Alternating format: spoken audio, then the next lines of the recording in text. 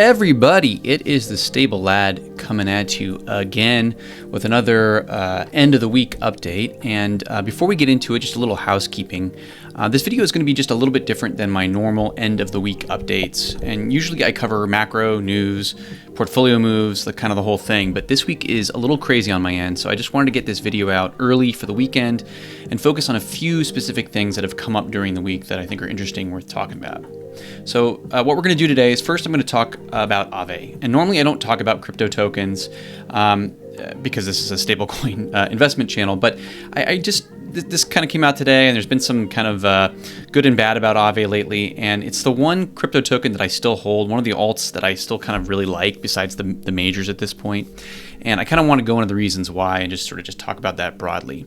The second thing I want to do is I want to go into Substack. One of our paid subscribers over here on Substack, which of course isn't loading right now, has asked about InfiniFi.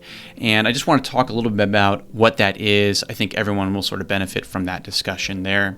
And then lastly, I'm just going to go into some of the moves in the portfolio that I am probably going to make, but I haven't actually done yet. And then I'm also going to mention the tools that one of the new tools that I'm adding to the paid subscriber channel over at Substack that's just sort of worth mentioning because I'm excited about it. So stay tuned till the end to hear all of the news. But first, let's talk about Aave. Let's take a quick pause. If you'd like a simple reference guide that shows you how I think about building a stablecoin portfolio, from risk tiers to position sizing, and even how insurance fits in, I put together a free guide you can download. It's the same framework that I use myself, designed to keep things steady and easy to follow at a glance. The link's right below this video. Grab the guide, and while you're there, make sure you're subscribed so you don't miss the weekly updates I share on how I'm adjusting my own portfolio. All right, let's get back to it. Aave. I just want to be super clear up front. Again, this channel is all about stablecoins and cash flow, not token speculation. But that said, I really like Aave, and this is the one altcoin I still hold. It has been insanely painful to hold this. And if you bought it anywhere near the 2021 peak, which I didn't, well, I had it, but I've since sold it, and then I bought it again on the ride down. But it's either way, it's been a long, really bumpy, really disturbing ride. But here's why I continue to hold and why I'm actually planning to just add if we do get a sort of bear market and goes lower. I don't think Aave should be valued like other crypto tokens. When you start to strip away all the noise, Aave is already doing what the banks currently do, right? They accept deposits, they lend capital, they manage their risk, they generate real actual revenue. And it's unlike banks, however, it's over collateralized. It's completely transparent, it liquidates automatically, and it doesn't rely on sort of any of the maturity transformations the same way that the TradFi does. And there's just so much going on here that's worth talking about. I think that if it ever does get repriced under the traditional sort of banking financial lens, even partially, I think the upside is meaningful and the risk reward at this point is really, really good. It may take 10 years since, from the 2021 peak. It did for Amazon. So if that happens, we're looking at 2030, 2031. But I think if it does, it'll be one of those sort of things here that just really looks obvious in hindsight. And I always try to, when I am investing, I try to think, okay, what am I going to look back at in 5-10 years from now? And it's going to just be so obvious. And I did the same thing. Like I haven't been the most amazing stock picker, but when I have really put it in that lens, I've done well. Netflix was one of those that I bought early. I'm just like, just makes sense long term. Amazon was another one. I was getting boxes to my door every day. I was one of those first people in the Amazon Fresh, like, I don't know what you would call it, the innovation that came in with Amazon Fresh when it first started. I was like one of the test dummies, basically.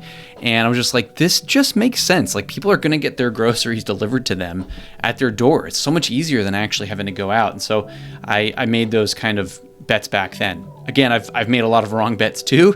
I was super early into 3D printing, and that didn't go too well for me. So again, this is all speculation. This is not financial advice. Do your own research. Do your own risk management. But this just seems obvious to me. If we take a look at where Aave sits here, like we're looking close to Synovus here, which is a really big bank with 60 billion in assets. It just makes a lot of sense to me, right? Let's take a look at fees by project, right? $885 million in fees. V4 is coming. Stanny and his team just keep developing, keep building things, keep making improvements.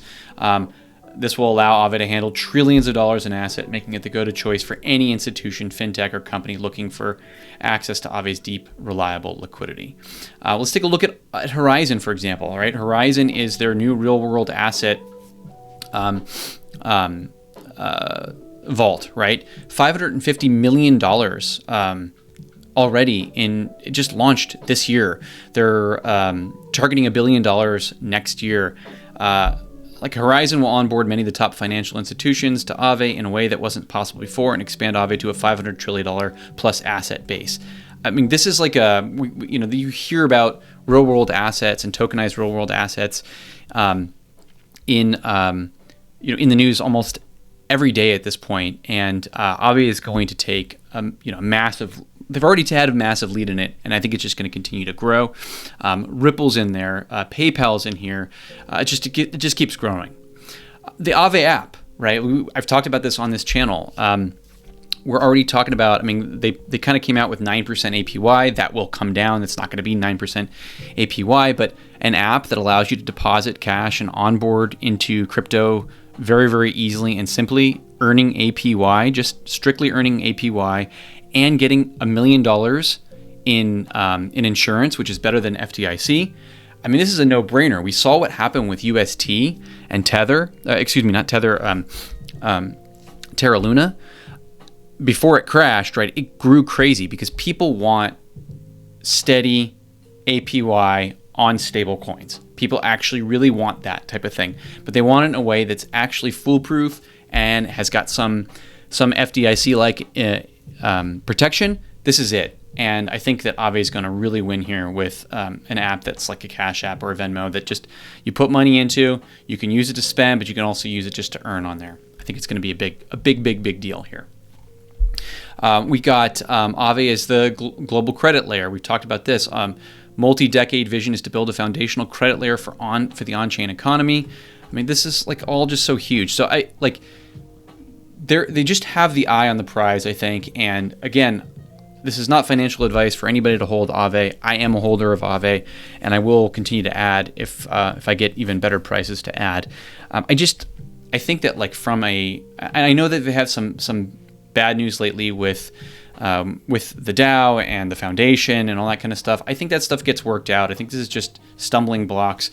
But Stanny and his team have always had their eye on the prize. They're building something incredible over at Aave. The app coming out, the growth of real-world assets. I really think that in 5 years, 10 years' time, what happens is JP Morgan, Citibank, Wells Fargo, they've all got their bank front ends look the same, and they've got Aave in the back end. And I just think it's a big winner, and it's going to look obvious in 5 years from now. So I just wanted to kind of talk about that. I thought it was a cool thing to just sort of break into today. Let's take a look now. Again, one of the paid subscribers over here on my StableAd Substack over here has asked about Infini, which is this InfiniFi.xyz. And I just started to take a look at it, and I thought, oh, this looks really interesting. Let's kind of maybe do a semi-deep dive on what this is. So basically, Infini is something where you deposit USD, IUSD, that's their token, USDT, staked USDE, and USDE. You receive the IUSD back, and then you can stake it or lock it up for additional yield. There's also this Nexus Mutual here, which we'll kind of dive into a little bit. And on the surface, it looks really, really compelling. But this is exactly where kind of yield optics can be a little bit, I don't want to say misleading, but a little bit more risky. Right, so you're stacking multiple risks on top of each other in this, right? You're kind of stacking synthetic stablecoin risk, additional protocol complexity, liquidity, and then redemption kind of assumptions, right? With lockups for additional yield. And then fractional style mechanics are kind of under the hood, which is like their big thing is sort of banking fractional mechanics. Insurance does help with smart contract exploits, but it's not going to help with peg breaks. So we can look at here at what insurance really does do. So first of all, we have to kind of take into account that it's 3.73% is the APY for a year if you put your money in here and lock it up. So that's eating into your APY if you do want to protect. It protects against smart contracts, Oracle failures, which is super important for this type of thing. Oracle manipulation, again, super important. Liquidation failures and governance takeovers, but it doesn't cover a loss of any asset or depeg event. Losses due to phishing, private key security breaches, malware, etc., or losses due to front-end attacks or compromised websites where the protocol is unaffected. So again, expensive and doesn't cover every sort of potential outcome here. Let's see, what else did I want to mention here? So I just want to say that I think that that InfiniFi is really promising. It's not a core stablecoin position for me. It is going to be, in my opinion, a high-risk stablecoin. So IUSD is already a high-risk stablecoin in a high-risk type of environment or protocol. And then you add lockup periods, which means if there is a stress event in crypto and everyone sort of goes to redeem their money, I think this could add stress and potentially lose its peg. One of those things where it's fine. I'm not mad about it. I think I think this is super interesting. 8.5% projected returns here. Really good backing. Electric Capital is somebody backing this. The Frax team is backing this. So I'm seeing really good partners. Alchemix as well is into this. Stake for additional 12%, lock it up for additional 18%. But again, if there is a stressful kind of situation and the peg loses, you could have your money locked up in here while it depegs. So high risk for me. If I did put anything in this, which I might do for the portfolio because I am looking for a high risk solution, it's going to be treated like a high risk solution. High risk, which means it's capped on the stablecoin side. No more than 2.5% of my portfolio on the stablecoin, no more than 2.5 position in the investment itself. I would probably go even lower than that at 1.5% for me, unless I decided that to get insurance out on this, which would maybe just boost it up to 2% for me. But that eats quite a lot into this here. So I would get this if I decided to lock it up and just take a shot. I don't have a visual here of what I am doing here, but we'll just take a look here on my. What I've been trying to do is I built this little silly. It's not silly, but it's my own little stablecoin Google sheet here for myself here that kind of calculates things like APYs and weighted APYs and things like that over here. And what I'm going to be doing here is I've employed a professional that's way better at Excel and Google Docs for me. So for paid subscribers over on Substack, you're going to be able to get a DIY version of this, which is going to be completely empty, of course, and it's going to allow you to kind of use my risk methods, which is right here, like 50% in low risk, 30% in medium risk, and 20% in high risk. Same thing with the coin mixes here. It'll allow you to kind of do that. Or to adjust it as you see fit. So if you want to risk something like USD, like Go, if you think that's a low risk coin, you can adjust that as low risk in your own weightings, and it'll be completely DIY. So you can build your own stuff here. It's going to have some other cool features in there too, which I'm really excited to roll out. This is again for paid subscribers. Over on Substack, and also on Substack I've got a couple of other new tools, which is like my real-time updated protocol risk cheat sheets, the stablecoin risk cheat sheets, and all that kind of stuff. So if you wanted to follow along exactly as I do it, you can do that. If you want to adjust it to your own risk tolerance, you can do that as well. But that's coming over on Substack for paid subscribers. Lastly, let's get into what's going on over here and what I'm looking at for the portfolio. So I'm almost certainly going to do this. I have some money over on some cash over on Arbitrum that I've been wondering what to deploy to in a medium, and I have a couple of medium and high risk positions that need to be filled in my portfolio. This is one of them.